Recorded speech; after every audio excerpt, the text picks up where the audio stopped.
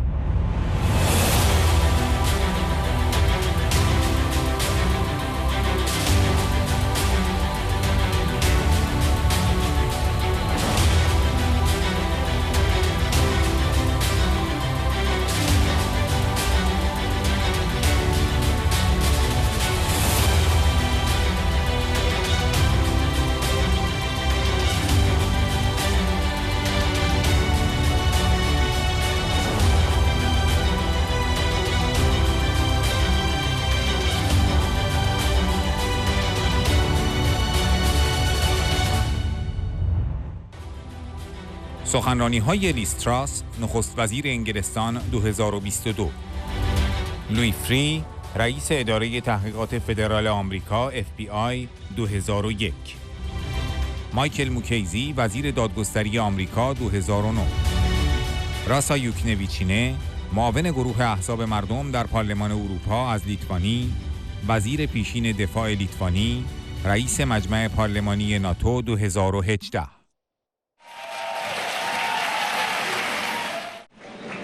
Ladies and gentlemen, it is now a great pleasure to present to you our next distinguished friend of the Iranian resistance. She was the leader of the Conservative Party, the former Secretary of State for Foreign Affairs, and the Prime Minister for Britain. Please do join me in extending a very warm welcome to the Right Honourable Liz Truss, who now joins us via video link.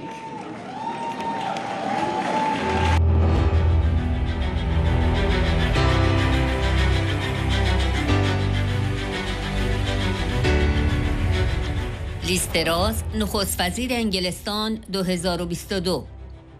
من از خانم رجوی و تمام اقدامات فوق‌العاده‌اش در حمایت از آزادی و دموکراسی پشتیبانی می‌کنم.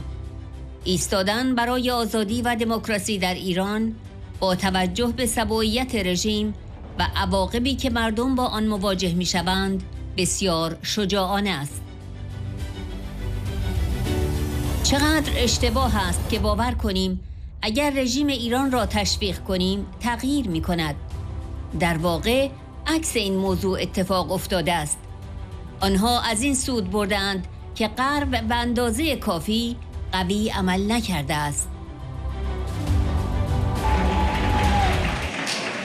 Proud to be speaking again at the Free Iran Summit. What you do is so important to the future of the world. I back Mrs. Rejui and all her fantastic work in support of freedom and democracy. We need to remember that it is particularly brave to stand up for freedom and democracy in Iran, given the brutality of the regime and the repercussions that people face. But it is of utmost importance because if we don't fight, if we don't make sure we're standing up for freedom and democracy, there is a very real fear that it could be extinguished across the world. And we've seen in recent months that what is happening in Iran isn't just a threat to the people of Iran, it's also a threat to the wider Middle East and the entire world. The brutal repression of people that is going on, not being able to speak out freely, not being able to express themselves, losing control over your own life, is, of course, a very real tragedy in Iran. But what we've also seen is a wider malign influence in the Middle East.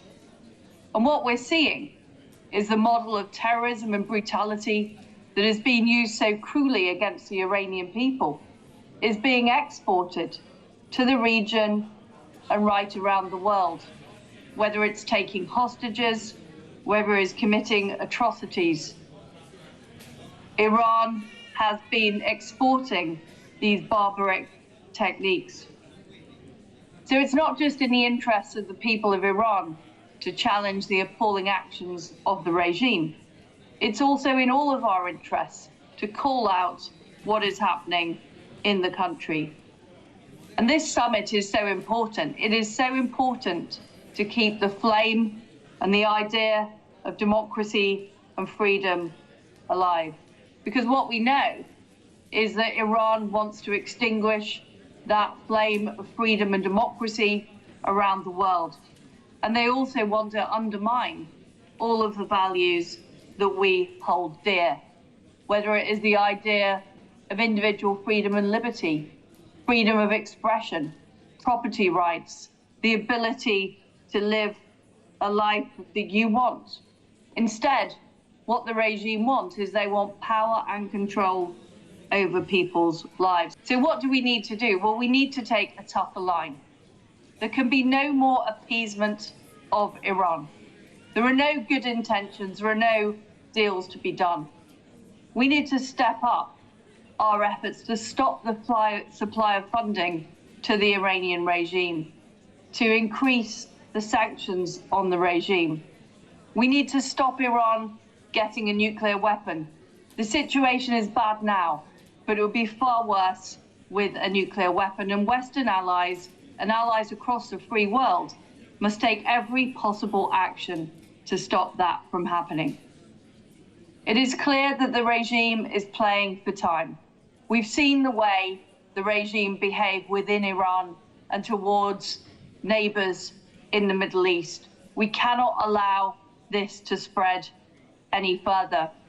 We should also call out the appalling internal repression taking place in Iran, especially the repression of women, the appalling conditions in even prison, the role of the IRGC and the appalling actions that they take. And most of all, we must be unequivocally on the side of the Iranian people.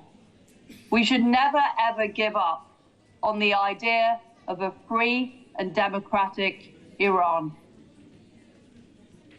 West and the free world using a collective approach to put pressure on those who are allowing Iran to evade the sanctions and be able to sell their products around the world. How wrong it was to believe that the Iranian regime would change if they were encouraged. Quite the opposite has happened. They have benefited from the West not acting strongly enough. We do face a rising threat from authoritarianism around the world. What people in Iran face is in danger of spreading elsewhere. That is why it's so important that we act together. That's why it's so important that we have this summit today to talk about how we are going to back those who want change in Iran, but also how we, as the free world, are going to do more to stand up to the spread of totalitarianism, of which Iran is an absolutely key part. This will take strength, it will take courage, it will take a difficult stance from all of the countries who believe in our values of freedom and democracy, but nothing is more precious. And I commend all of those who are fighting for a free Iran. Please continue. Thank you very much.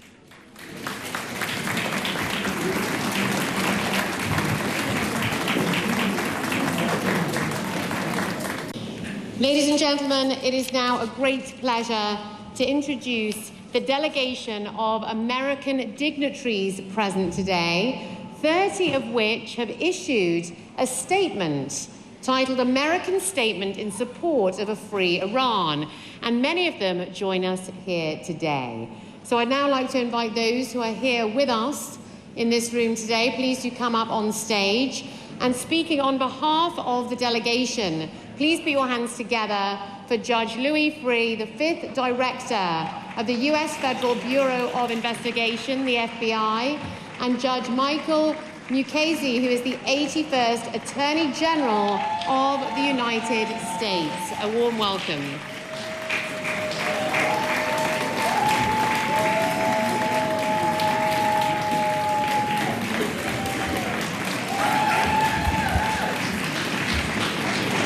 Thank you.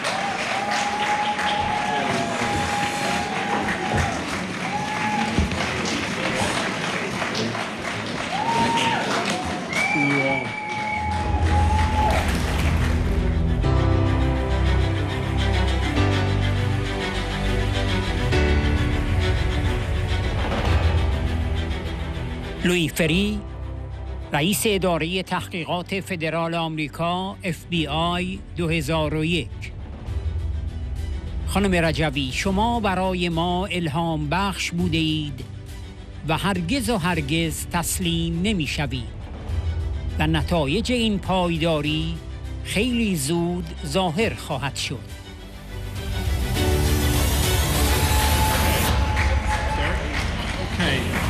Thank you very much, and good evening, good afternoon. We want to start by sending our warm regards and our great support to the many, many people who are listening and watching this today, particularly in Iran, but also in Ashraf 3. Mr. Rajvi, a pleasure always to be here with you. You have been an inspiration to us. You never, never, ever give up, and the results of that persistence, I think, will appear very, very soon. And I'm very honored to have my colleagues from America here. We sent a letter this year with about 30 signatures on it, everyone represented with me here. Pleasure to be associated with them. We would have had Joe Lieberman's signature this year, and of course, we miss him very much, but he continues to inspire us. 2 points in the letter I want to highlight, and Judge Mukasey will highlight some others. One is the struggle for freedom by the Iranian people and the leadership, Mrs. Rajavi, and courage that you've shown to bring them to that goal. And the second one is accountability. We talk a lot today about politics and geopolitics and theories. I want to talk a little bit about accountability. What happens when the regime collapses? And the regime will collapse. Like Hemingway said, it's either gradually or suddenly. But the vote yesterday, or the lack of vote, I should say, is another indicator that this is a regime on life support. And what happens on day one after it collapses? And I want to talk just briefly about accountability. I don't think we should be thinking about a truth and reconciliation commission for these war crimes, heinous war crimes that have gone on for decades. I think we should be talking about prosecutions. We should be talking about trial courts that have jurisdiction and the ability to sentence and punish and hold people convicted accountable. In terms of the struggle, unfortunately, we've heard a lot about appeasement today. General Jones and Mrs. Rajavi, when you made your initial remarks, unfortunately, the U.S. has had mostly a policy of appeasement for over 30 years. So it began actually when I was in office back in 1993. We were investigating the MOIS and the IRGC, who were active in the United States. I remember getting a call from the Secretary of State, and she was complaining because we were following the Iranian wrestlers around the United States. And she said, well, they're very annoyed about that, and they've complained to the State Department. And I said, well, Madam Secretary, if you see a picture of those wrestlers, You'll see a few of them that are not in great shape. Those are the MIS agents, and we'd like to continue to follow them. Khobar Towers happened, as you know, in 1996. 19 Americans killed. It was an IRGC Hezbollah operation run at the highest levels of the Iranian government. What happened as a result of that? We had a very difficult time convincing the administration and the Department of Justice at the time to bring a criminal case. I remember telling the National Security Advisor that some of the co-conspirators who were arrested and detained in Saudi Arabia had implicated the IRGC. And his response to me, well, that's hearsay. We then tried to get some type of accountability, and we actually indicted a case. So if you check the U.S. docket in Alexandria, which is in Virginia, there's a case called U.S.V. al-Mughasal, and that's 14 individuals, 13 Saudis, 1 Lebanese, who were indicted for the murder of 19 American airmen and the wounding of 400 of our military personnel in 1996. What's amazing to me is, despite a lot of efforts to get some action, neither administration, no administration since 1996, has made any concerted attempt to return those 14 fugitives to the United States for justice. Or how about making that part of a mediation when you're paying them billions of dollars and giving them the relief that they want from sanctions? So we do have a problem with our policy. We do have our problem with accountability. So what I would like you all to think about, and we're happy to work on it with you, is starting to plan now for the accountability and the bringing to justice of thousands and thousands of war criminals once the regime falls. There'll be all kinds of rebuilding and constitution writing, but somebody has to be responsible for bringing these people to justice. And it seems to me,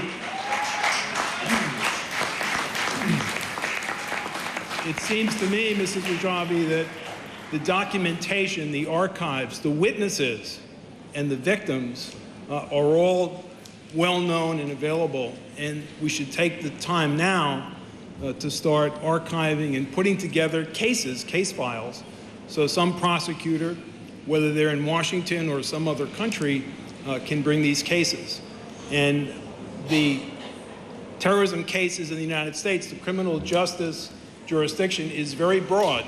It extends way back in time and to targets overseas who may not have had any contact with the U.S. except using U.S. dollars here and there, which is almost always the case.